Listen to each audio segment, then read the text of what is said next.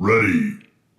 Fight. Double down, I had to get it again. Double down, I had to count on my wins. Double down, I had to go to the source. Double down, I couldn't show remorse. Yellow around me, my demons be talking. Spirit guides had to send me a walk. My life is a game when you play like you love it. Please don't make me kick you out of the funk. It's 2 a.m. I'm driving across the city. Slightly faded. She set the location. Yo, what's going on, folks? This is another KStayBlessedTV podcast. Much love to everybody out there, you feel me? I'm just trying to keep a good momentum of posting videos. Hope everybody is staying blessed and positive. Now listen, please don't tell me something if you're not going to remember. Now listen, I'm a bad example of it as well because I forget stuff all the time. But at the same time, it's a time and place, you feel me? Work related, yo, don't tell me something and then forget you told me and then try to make it look like I just did my own thing. I hate that. I do not like that at all, at all. Listen, when it come to work, I locks in. You feel what I'm saying? I locks in. So you can't just tell me something at work and I just brush past it. You know what I mean? Like it just doesn't happen. Like you tell me something at work, I'ma listen. I'ma lock it in. I'ma listen to it, and I'm gonna go ahead and do it. If you happen to forget because you got a lot of stuff going on, that's on you. That's not on me. You feel me? And I feel like I shouldn't have taken responsibility for it. Like, you know what I'm saying? Like, why am I taking responsibility for something that you forgot? Like, come on now. I don't like stuff like that. Now, listen, I'm not perfect. When it comes to outside of work, okay, you got me. You feel me? You got me. I am not the best at remembering nothing outside of work. Why? Because my memory capacity is normally filled with work. That's just what it is. But yeah, man, I just wanted to start that off like that. You feel me? What's this episode going to be talking about? What's this episode called, right? What is this episode called? This episode is called Garnishments. You feel me? Garnishments. Dun dun dun. Like one of those, you feel me? Like garnishments, you feel me? Garnishments. I don't know if anybody has ever dealt with garnishments. Listen, I'm a 90s baby, right? So, me being a 90s baby, you know, life was different. Life was way different than how these kids are growing up now. You feel me? Like, we was outside, literally.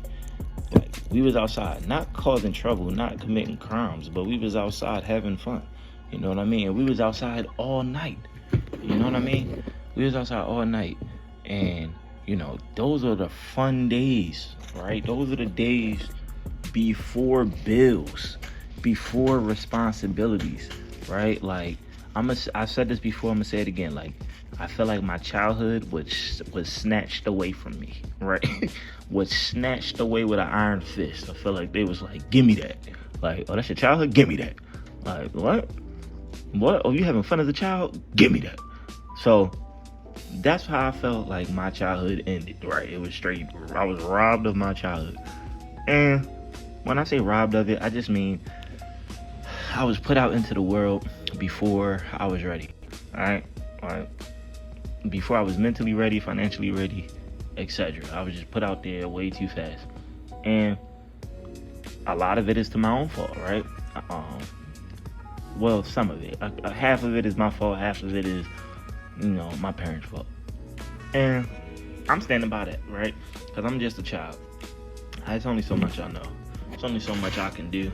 There's only so much resources I can rely on, right? Or that I even know to rely on, right? Sometimes you don't know the answer because you don't even know sometimes you don't, what is it saying? You don't even know the answer or something because you can't even think of the question. Like, how can you get the answer if you're not even capable of thinking of the question, right? And as a young lad, I wasn't capable of thinking of the question. Like, what am I doing wrong? How could I do this better? How can me and my parents' relationship get better, etc., right? So I say that to say, you know, growing up, I still have a childlike attitude sometimes, like with certain things. Like, sometimes my responsibility meter goes down fast, all right? I don't feel like being responsible. I feel like laying around and sleeping and just doing what I want to do, all right? And, you know, life ain't like that, all right? And so I'm growing up learning, you know, I'm making tons of mistakes, all right? Like, I done not moved in, but me and my girl at the time, I remember we moved in together. And, you know, I've been accustomed to being out on my own already. This was probably like good 7, 8 years ago. You know, moved in together. I'm being accustomed to already living on my own, but, you know, this girl that I took out of our home, she wasn't used to it. You know, this is her first time moving out. But at the same time, though, she older than me, and this was her decision. And, you know, she wanted to move in with me. Cool. So she wanted to move in together to a new spot. Cool. So we do that, and it's like, you know, things going just like any relationship goes. You got your ups and downs. You know, you got to break into the new situation, etc. Right? And, you know, I think at the time, what was I doing? At that time, I was working at Toyota. No, Ford. Wait, was it Ford or Toyota? It was Ford. It was Ford call center. I was working there. I don't even know how long I lasted. It couldn't have been long because I can't even remember the work I did. I ain't even gonna lie. I don't even remember the desk I sat at. I don't remember nothing from that. That's crazy. But I was working at Ford call center, making some good money. It was like 18 an hour or some shit like that. Some decent money at the time. Doing that, I'm like, cool. But I was showing up late because I had to catch the bus. Oh my God, I had to leave dumb early. Catch the bus, catch the train, then catch another bus, and then walk. I was like, bro, this shit ass. You feel me? That was back before I had a car. Catching a bus all over the place. The metro, you know, Baltimore. I'm living in Lansdowne and had to go to Owens Mills every morning by, I think 8 o'clock. I had to get to Owens Mills. Bruh, that was crazy. I'm talking about catching a bus dumb early. I can't remember how early, but it had to have been like 5, 6 in the morning. Probably 5. Catching a bus downtown to the metro, walking to the metro, catch the metro, all the way out Owens Mills, get to Owens Mills, catch the bus, all the way to like down the street by my job, walk to my job. And this is all in business casual attire. Like, you feel me? This is slacks and a button up type shit. But whatever. I was doing that for a little bit. I ended up getting fired from that because I wasn't showing up on time. It was tough. I remember I got fired from that. My girl, she working at this cookie spot, this home, what is it called? Family-owned cookie business. And like they stores and like they got cookies in 7-Eleven, stuff like that. Cool. But long story short, I ended up losing that job. We couldn't afford the place. She ended up leaving, going back to her mom's house, left me to figure this out by myself. Couldn't afford the place, got put out. At the same time, cause this all happened like within like a month span, probably a couple weeks really, but ended up applying for a new job. Got a job at this is before I got put out, applied for a new job at Dish Network. Ended up getting the job. I had an interview like 3 days before I was supposed to get evicted type shit. Cause you know, once you lose your job, they gotta re-evaluate and see if you can afford to be there. Couldn't afford to be there. I'm like, damn. Hold on. Couldn't afford to be there no more. I'm like, damn. So they trying to put me out. So I ended up applying for jobs and got an interview like I had to be out by Wednesday. Friday. I got an interview on Wednesday or Tuesday. Did the interview, banged out the interview. Cool. I got another story on how I gotta tell you the story about how I know how to master interviews too, but that's another day. So yeah, I ended up getting this interview with Dish Network on a Tuesday or Wednesday. They called me back on a Wednesday or Thursday, depending on what day I had that first interview. They called me back the next day. Yo, we want to hire you. We gotta fly you out to Georgia, Atlanta for your training, orientation, and all that stuff. We got a ticket. We'll have a ticket ready for you on Friday. Yada yada. I'm like, what? All right, bet. Mind you, I can't afford this apartment no more. So now I'm trying to scramble, figure out what I'm about to do. Because as far as I'm concerned, I'm about to be in Atlanta for a month. All right? Because that's what they just told me. Man, I scramble, get me a U-Haul, get me a storage unit. Boom, pack up everything. Pack up everything. That was that same day. Same day I got the call, I packed up everything. Packed up everything. Got the U-Haul, packed everything in the U-Haul, drove it to the storage.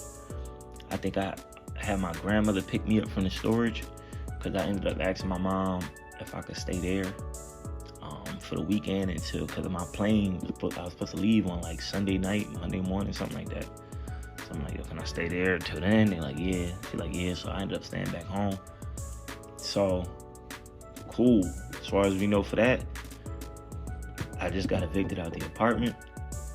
I owed bread on that joint. Like, apartment was like 800, 900, something like that. It was affordable for two people for sure. But ended up getting evicted out that joint. And then, mind you, I ain't even say, mind you, the only reason my girl at the time was able to get her name off the lease, and this is completely false, a trillion% false, but the only reason she was able to get her name off the lease is because she wrote a letter saying that she was in a domestic relationship. I'm like, and I found this out later.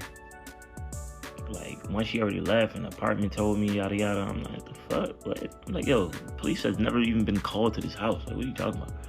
Domestic? What?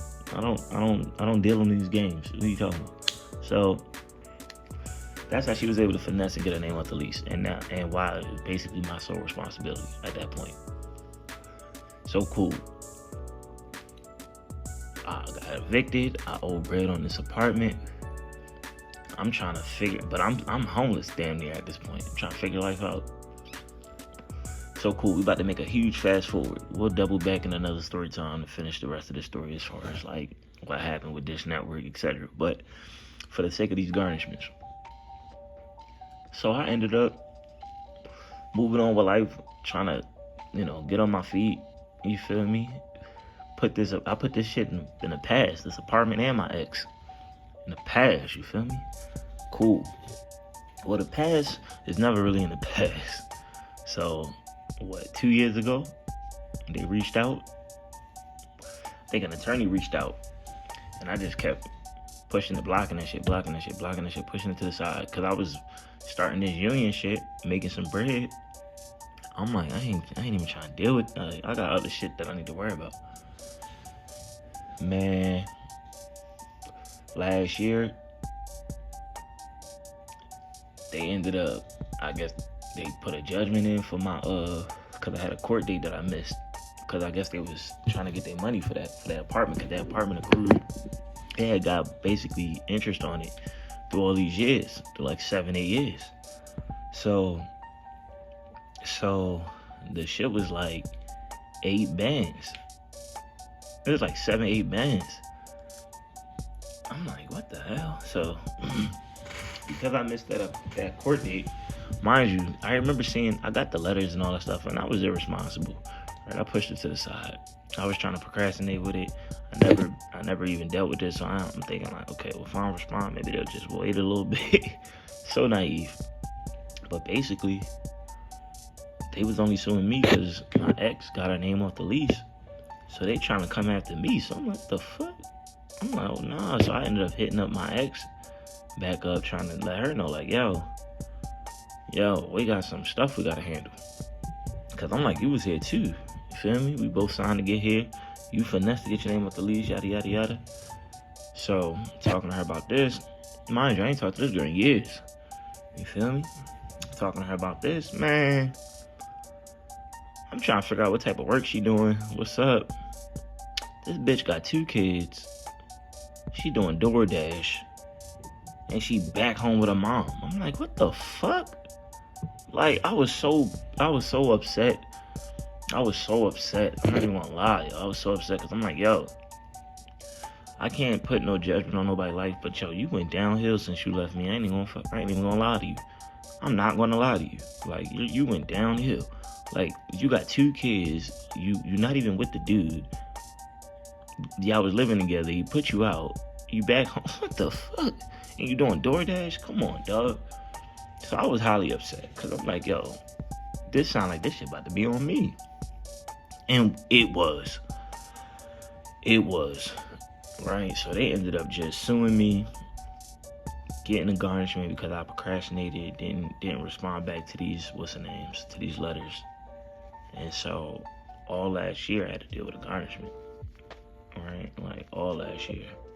The check's supposed to, like I keep saying, your check's supposed to be $1,000, you're getting 500, maybe 450. Keep it a buck with you. And so it was crazy, right? So this is the start. I say all that to say this is the start of the garnishments, right? And like I'm getting raises throughout the year. I got like 2-3 raises throughout the year. I barely even know what it looked like because I've been getting this money taken out. And I'm talking about, putting me in so many different situations. It is disturbing. It is disturbing. Like, fracturing relationships just because I gotta borrow money just to maintain being in the program and keeping a roof over my head, right? Like, I gotta keep a roof over my head, and then I gotta keep a car. If I don't keep a car, I can't get to work. If I don't get to work, I'm out of shit. If I'm out this shit, that's all that work down the drain, down the drain. So dealing with that all last year, it was like, when is this gonna be over with, right? And I did the math and I figured it out and all that shit. And I'm happy to say, like 2 months ago, or 2 months ago, I finished paying the garnishment. So that's a great, great blessing, right? Because now I can see my damn money. I can see my checks, right? Like, I finished paying it. It was so hard. Like, my grandmother was helping me. All type of people was helping. Not all type of people, because I don't really reach out to many people, but I had like 2-3 people that was just there. You feel me? Definitely there. And, I'd be just like, okay, if I'm not going to get my life together for myself, at least do it for the people that's helping me, right? So at least I can pay them back. Because, bro, I'm trying to tell you, without the help that I'd be so fucking afraid to ask for, who knows where I would be? Who knows where I would be? I'm gonna be honest. There's been a couple times this year when I'm like, yo, the rent is due in 2 days and I have no idea where this money about to come from. You feel me? Like, I don't know. I have no idea. Like, none. $1,200 is due in 2 days and 48 hours, and I have no clue how this money is about to pop up. And then it pop up. And then I used to think that was like me manifesting, me creating, me bringing what I need into my reality when I need it. And honestly, it's not. It's not. It's angels that are around me that are helping me when I need it most, right? Because if this was me manifesting, then I'd be thriving in life, right? I wouldn't be manifesting when I'm barely trying to make it, or when I really need it. No, I'd be thriving and manifesting while I'm thriving. So, these garnishments have been stressful. I won't lie. My word of advice to anyone younger than 32, you got responsibilities, just handle that head on, right? I don't know what it's like to have a life with no responsibility. Well, I don't remember what it's like. No, scratch that too. It's been a while since I've seen what life is like with no responsibilities, right? Last time I seen life with no responsibilities, I was a child. But it's possible to get there again. And I'm not going to say no responsibilities, but where your responsibilities are managed to where you ain't got to think about them. Right? That's where I'm trying to get to, where I ain't got to think about it. It's already done with. It's already paid for. I can relax my mind and use my mind for other things. Right? That's what these garnishments have showed me. Like, all I'm consumed with is survival. survival, right? I don't want to be consumed with survival. I want to thrive in life. I want to thrive. I want to have all the things that I feel like I should have. Just like everybody else should have. Everybody should have what they want to have in life. Not everybody can, but everybody should. And hopefully I'm on the side. Not even hopefully. I'm on the side where I can. I know I can. So, I was able to pay this garnishment off despite how stressful it was. I did it by myself with no help of the shorty that I was with. Literally no help. And it is what it is. Like, it was super depressing. I won't lie, it was super depressing. You do 40 hours of work just to get half the money. I can only imagine how people on child support would feel. It's stressful. This ain't really a funny episode. It's more so some chill shit. I'm vibing. I'm just finding my lane and just getting used to just talking, right? I will have funny episodes, funny conversations, funny story times. But right now, it's, I'm going through shit, so I'm talking about it. All right? I'm going through shit, so I'm talking about it. And nobody may not hear this. No one may not hear this. No one may hear this at all. But this is going to be my therapy. It feels good to want to go and speak about it. And, be genuine about the whole situation. Like, I can just be real about it. I'm talking like it's just me and y'all in the room. Like, we known each other our whole lives. I can just speak about it. And I'm just trying to, continue with that momentum. But listen, we hit that 20-minute mark about a minute ago. I hope it's not too long. I hope it was, something that you can learn from. Or just understand where I'm coming from, Just something to listen to, right? Something chill. Real life stories. But I hope y'all enjoyed it, man. Listen, it's been another story time, right? Episode 2. You feel me? Union Promises. That was the previous episode. Actually, this is episode 3. Excuse me. Yeah, cut that. This is episode 3. Garnishments. I'm tripping. Check out the previous episode. Episode 2. Union Promises. Check that out, man. Like I said, I be dealing with a lot of different stuff. And I'm about to just continue to keep posting these videos, man. But that's it for me. Listen, I gotta get right. Much love to y'all. Stay blessed. I'll be posting another video soon. Take it easy and I'm out.